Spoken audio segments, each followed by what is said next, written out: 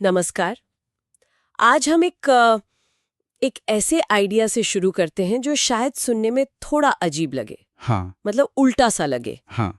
ये कि बिजनेस की दुनिया में ना, जिसे हम कंपटीशन कहते हैं, हाँ, प्रतिस्पर्धा।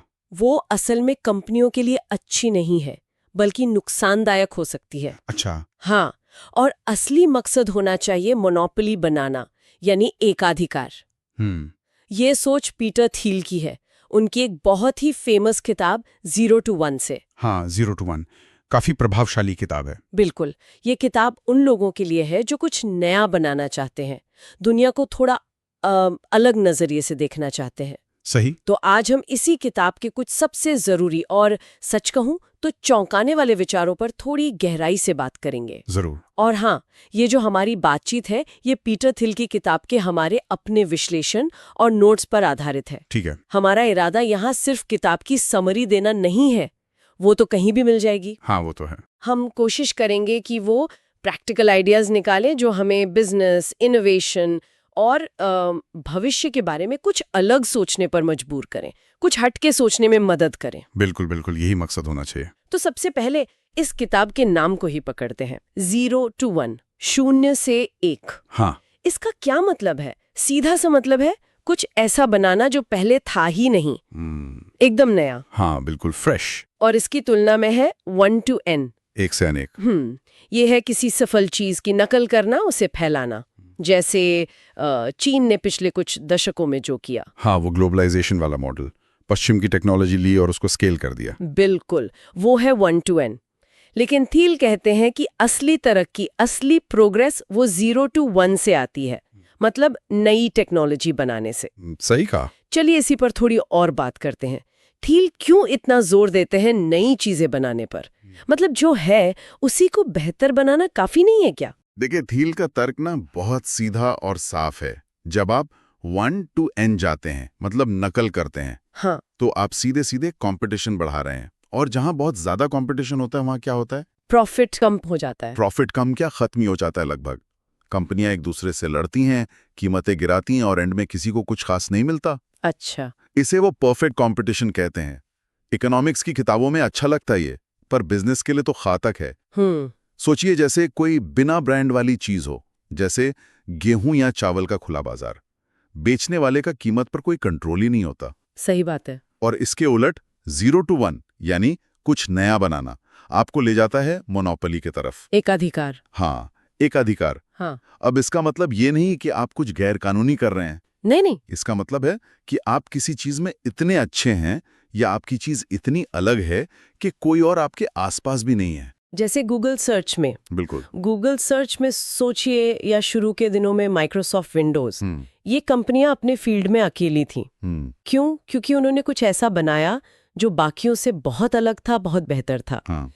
थील का एक बहुत मशहूर कोट है, सभी सफल कंपनियां अलग होती हैं, हर असफल कंपनी एक जैसी होती है।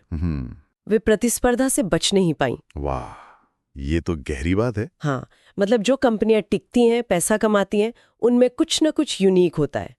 और जो फेल होती हैं, वो अक्सर इसलिए कि वो भीड़ में खो जाती हैं, कुछ अलग नहीं कर पाती और कंपटीशन में पिस जाती हैं। ये बात मुझे .com बबल के टाइम की याद दिला रही है।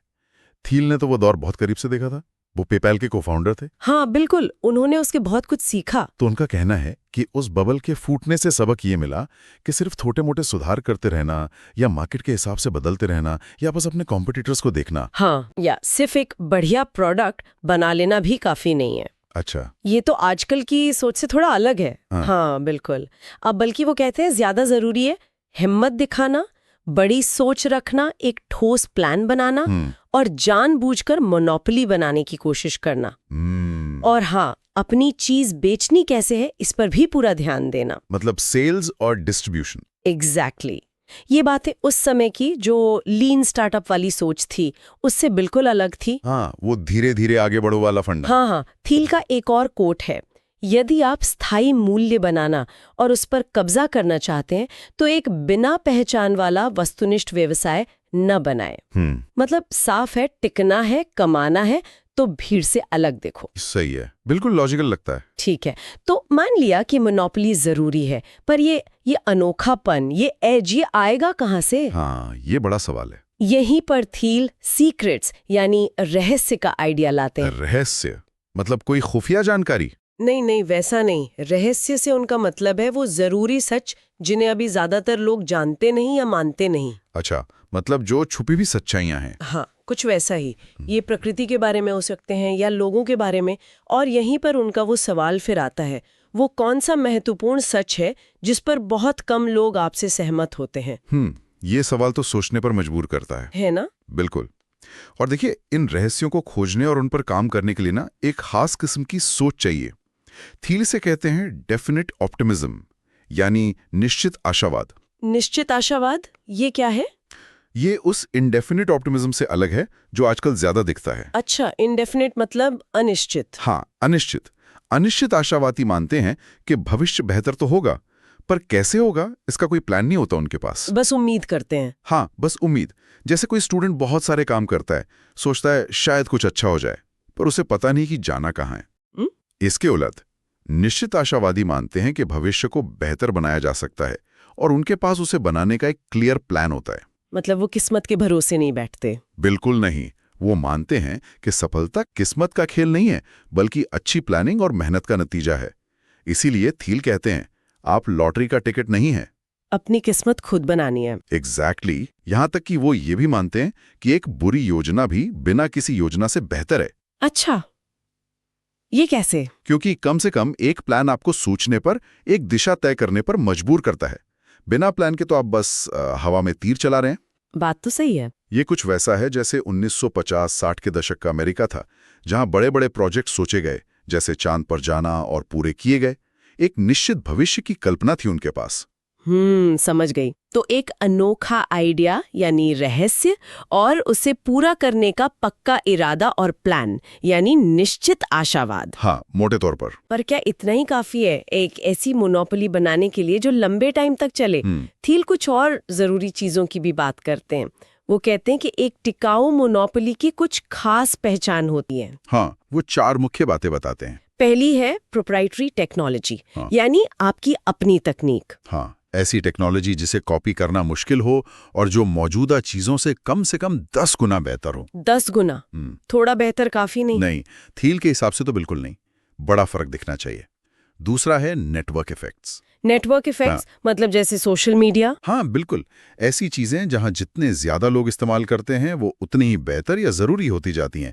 फेसबुक, व्हाट्सएप सोचिए। हाँ, अगर सब दोस्त व्हाट्सएप पे हैं तो आपको भी वही रहना पड़ता है। सही पकड़ा। ये दूसरों के लिए एक बड़ी रुकावट बन जाता है। ओके। तीसरा है इकोनॉमीज ऑफ स्केल, यानी पैमाने की अर्थव्यवस्थाएं। इसका मतलब है कि जैसे जैसे बिजनेस बढ़ता है, हर नई चीज बनाने की लागत कम होती जाती है। हाँ, बिल्कुल। बड़ी कंपनियां अक्सर ये फायदा उठा पाती हैं, जिससे वो या तो कीमतें कम रखती हैं या ज्यादा मुनाफा कमाती हैं। नई कंपनियों के लिए ये मुश्किल होता है। और चौथा है मजबूत ब्रांडिंग। जैसे एप्पल इसका परफेक्ट उदाहरण है। लोग सिर्फ प्रोडक्ट नहीं खरीदते, वो उस ब्रांड की पहचान, उसका भरोसा खरीदते हैं। तो ये चारों चीजें मिलकर एक किला बनाती हैं। हाँ, बिल्कुल। एक ऐसा किला जिसे भेदना मुश्किल होता है। थील टेस्ला का उदाहरण देते हैं कि कैसे उसने इन सभी पैमानों पर खरा उतरने की कोशिश की। अच्छा, टेस्ला? हाँ, उन्होंने इलेक्ट्रिक कारों में क्रांतिकारी तकनीक लाने का दावा किया। वो 10x बेहतर वाला पॉइंट। नेटवर्क प्रभाव बनाने की कोशिश की अपने सुपरचार्जर नेटवर्क से। हाँ, वो तो है। बड़े पैमाने पर उत्पादन करके लागत कम करने का लक्ष्य रखा। गीगा फैक्ट्रीज और ब्रांड तो बहुत ही मजबूत बनाया। हाँ, ब्रांड तो है। थील ने अपनी किताब में 7 सवाल पूछे हैं जो हर नए बिजनेस को खुद से पूछने चाहिए। 7 सवाल? कौन कौन से? क्या आपकी तकनीक क्रांतिकारी है? इंजीनियरिंग? क्या ये सही समय है? टाइमिंग? क्या आप एक छोटे बाजार के बड़े हिस्से पर कब्जा कर रहे हैं? मोनोपोली? क्या आपके पास सही टीम है? लोग? क्या आपके पास प्रोडक्ट पहुंचाने और बेचने का तरीका है? डिस्ट्रीब्यूशन? क्या आपका बाजार अगले 10-20 साल टिका रहेगा? ड्यूरेबिलिटी? और क्या आपने कोई ऐसा अनूठा अवसर पहचाना है जो दूसरों को नहीं दिखा? सीक्रेट। वाह, ये तो पूरी चेकलिस्ट है। हाँ, और थील के मुताबिक टेस्ला ने इन 7 सवालों के जवाब हाँ में देने की कोशिश की। और ये उन क्लीन टेक कंपनियों के बिल्कुल उलट है जो फेल हो गई, जिनका थील जिक्र करते हैं। एग्जैक्टली। 2000 के दशक में सोलर वगैरह में बहुत पैसा लगा, पर ज्यादातर कंपनियां डूब गईं। क्यों? क्या गड़बड़ हुई? थील के मुताबिक वो इन 7 सवालों में से कई का जवाब हाँ में नहीं दे पाईं। कईयों के पास सचमुच अनोखी या 10 गुना बेहतर तकनीक नहीं थी। उनका बाजार बहुत फैला हुआ था, वो पूरी दुनिया का एनर्जी मार्केट बदलने चले थे, किसी एक छोटी सी जगह पर फोकस करने के बजाय। अच्छा, फोकस की कमी। हाँ, और सबसे बड़ी बात, उनके पास अक्सर ग्राहकों तक पहुंचने और अपनी चीज बेचने की कोई ठोस रणनीति नहीं थी।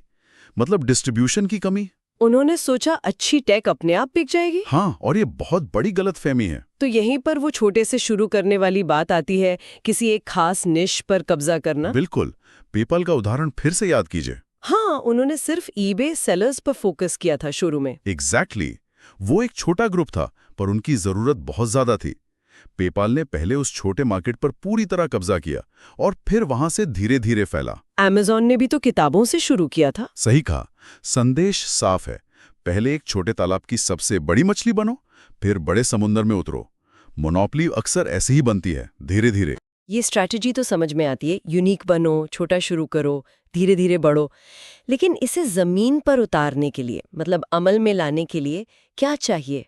आइडिया तो बहुतों के पास होते हैं। हाँ, यहीं पर टीम और शुरू के फैसलों का रोल आता है। थील नींव पर, फाउंडेशन पर बहुत जोर देते हैं। सबसे पहली चीज क्या है? सबसे पहली और शायद सबसे जरूरी, फाउंडिंग टीम। क्या फाउंडर्स का विजन एक है? क्या उनकी स्किल्स एक दूसरे को कॉम्प्लीमेंट करती हैं? क्या उनके बीच पहले से अच्छे रिश्ते हैं?